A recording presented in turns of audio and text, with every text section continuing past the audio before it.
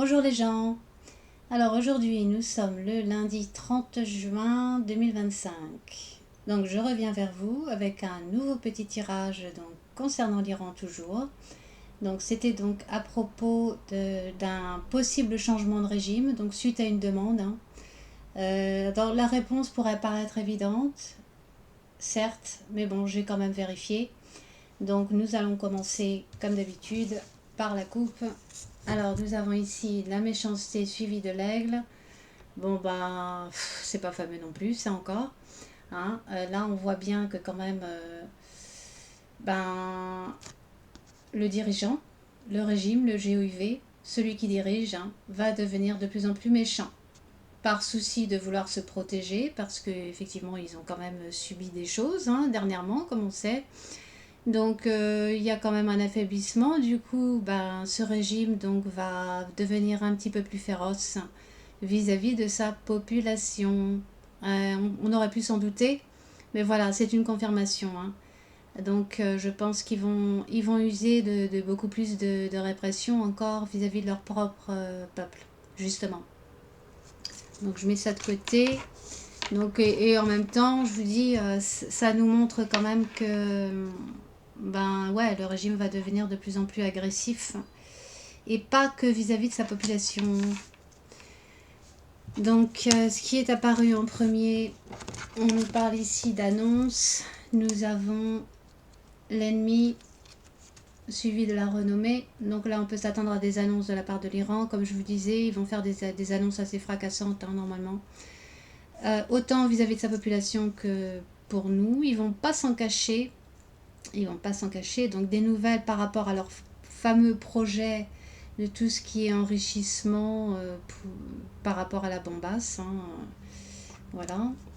Alors la nouvelle par rapport au projet ici.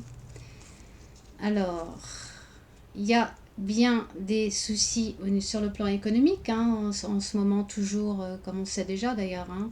Donc là, c'est symbolisé par l'argent avec la stérilité. Donc il y a bien des soucis sur le plan sous-sous, ou les gros sous.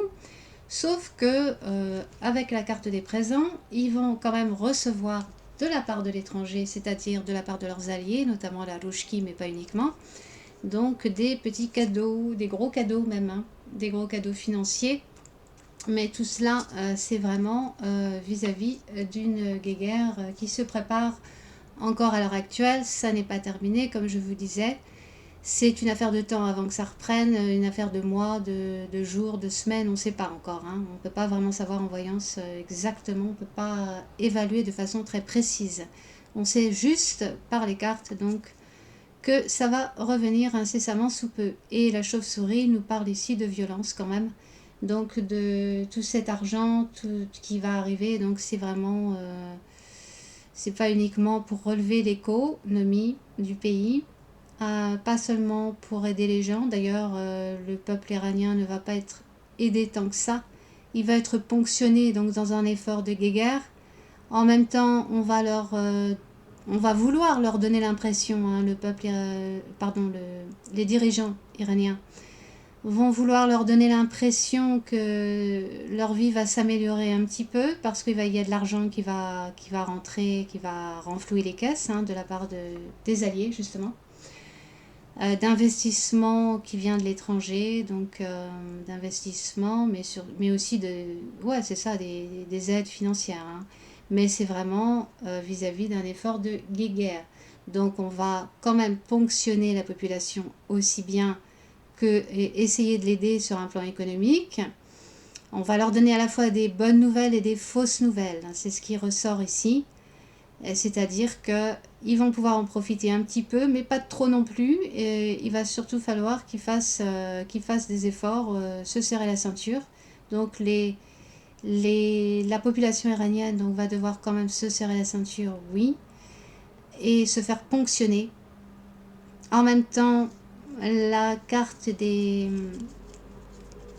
présents suivis de celle de la chauve-souris nous parle de sanctions aussi de la part des Ricains notamment. Donc il y a tout ça à gérer donc, pour le régime iranien, comme on sait. Mais ce que je vois surtout, c'est de l'aide financière donc de la part des alliés Et puis, donc des discours par rapport aux efforts de guerre et je dirais de fausses promesses, hein, fausses apparences, fausses promesses pour le peuple iranien, comme quoi ils pourront quand même un petit peu en profiter, mais en fait pas tant que ça. Hein. Bon bref, je mets ça de côté. Bon, il y a bien quand même je dis, il est bien question de remue-ménage au sein du pays suite à un affaiblissement effectivement du régime iranien par rapport à ce qui vient de se passer pendant 12 jours.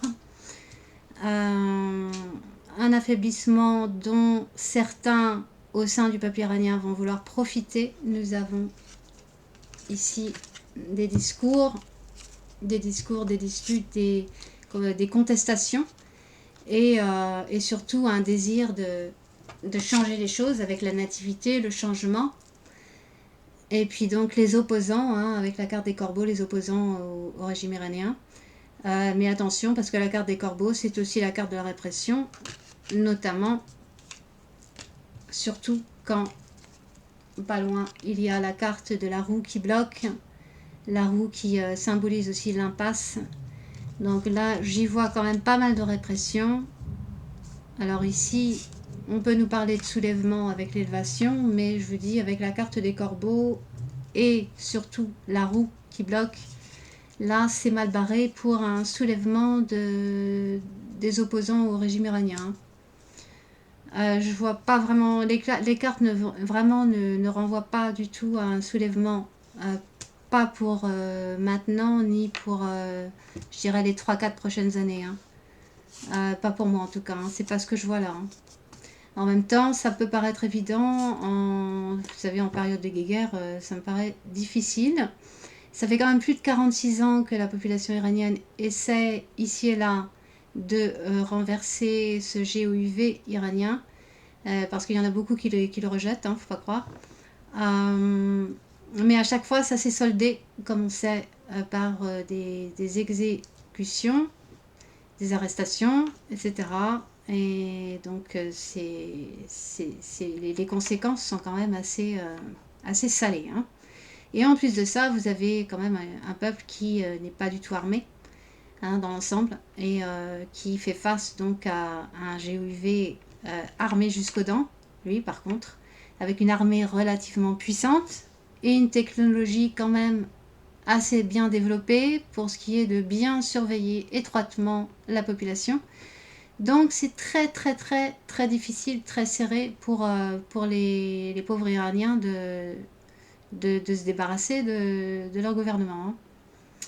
Et puis le GOUV, du fait des circonstances belliqueuses actuelles, va quand même essayer de séduire les foules, y compris leurs opposants, ceux qui pourraient s'opposer à eux en tout cas, par justement le biais de l'économie. Hein. Entreprise, union, vous voyez là, ouais, entreprise, union, avec l'autorité, les discours, etc., pour unir la population dans un effort de guerre, etc. Et puis, bon, vous avez quand même la carte ici de la soumission ou du despotisme. Ici, moi, j'y vois bien le peuple qui est vraiment, non pas soumis, mais vraiment, ils ont les mains liées, hein, tout simplement.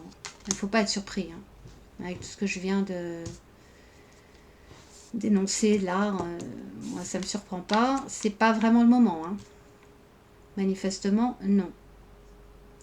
Donc là je ne vois absolument pas de changement de régime, mais par contre je vous dirais dans 3-4 ans à peu près, moi on fait voir en image quand même la restitution d'une espèce de monarchie, mais bienveillante, hein. Bienveillante, mais je vous dis, ce sera pas, pour moi, ce sera pas avant la fin des conséquences de la troisième cata, les grands événements. Et pour moi, ça ne viendra pas avant que Isra soit vraiment, malheureusement, attaqué. Ça viendra après, effet boomerang, comme on dit. Effet boomerang, donc sur l'Iranus. D'ailleurs, je vous l'avais déjà dit, hein. Avec le Grand, le Normand, j'avais vu ça, je sais plus quand, si c'était, je pense que c'était l'année dernière. Où je vous disais que, en parlant de l'Iran, que celui qui vaincra, c'est-à-dire qui vaincra Israël, en fait sera à son tour vaincu. C'est-à-dire l'effet boomerang. Donc ils vont s'en prendre une, effectivement. Je pense que la Perse va se faire plus ou moins pulvériser, si je puis dire, après qu'ils aient attaqué Isra. Et quand je dis après, ça peut mettre 1 voire 2 ans, environ. Hein. Je ne peux pas vraiment être trop précise avec le temps, mais je le ressens comme ça. Hein. Donc ce sera d'abord Isra qui va s'en prendre une, mais ensuite l'Iran subira les conséquences. Et de façon assez grandiose, je dois dire. Et c'est à ce moment-là que là, effectivement, il n'y aura plus de régime enturbané comme on en a en ce moment. Mais donc, en conclusion, je vous dirais que ce régime sera bien renversé, mais je vous dis, ça va prendre encore quelques années. Et ça viendra de façon externe, par une attaque externe, et donc ça ne va pas se faire de façon interne.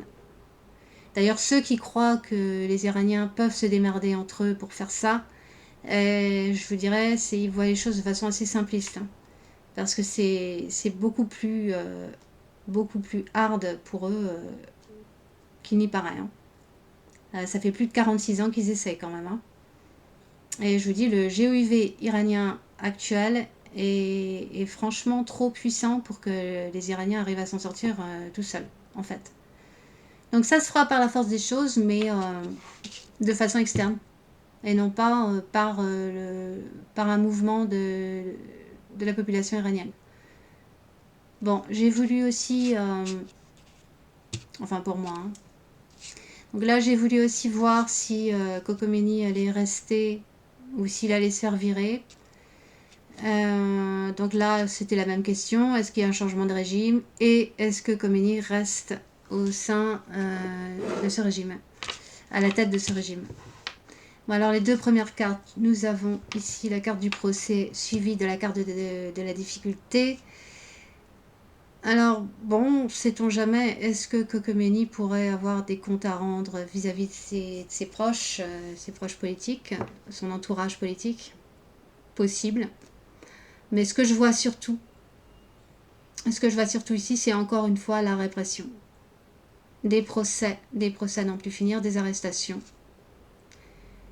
des incarcérations, donc des choses assez méchantes sur son propre peuple ici.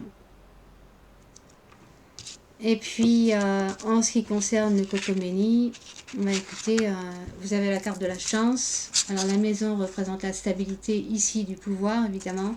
Le GOIV, qui fait des alliances. Alors, le trèfle, moi, je l'associe aussi à tout ce qui est économique, hein, tout ce qui est financier. Donc, la chance du gouvernement. Du côté du gouvernement, vous avez ici la carte du mariage des alliances, ici, hein. Des alliances, notamment sur le plan financier. Beaucoup d'argent, hein. Beaucoup de traités qui se font, mais je vous dis, ça vient de l'étranger. Hein. Donc, voilà, donc ils vont renflouer leur caisse par je ne sais quel stratagème et par des aides financières venant de l'étranger. Donc, ils vont trouver un moyen de relancer l'économie du pays.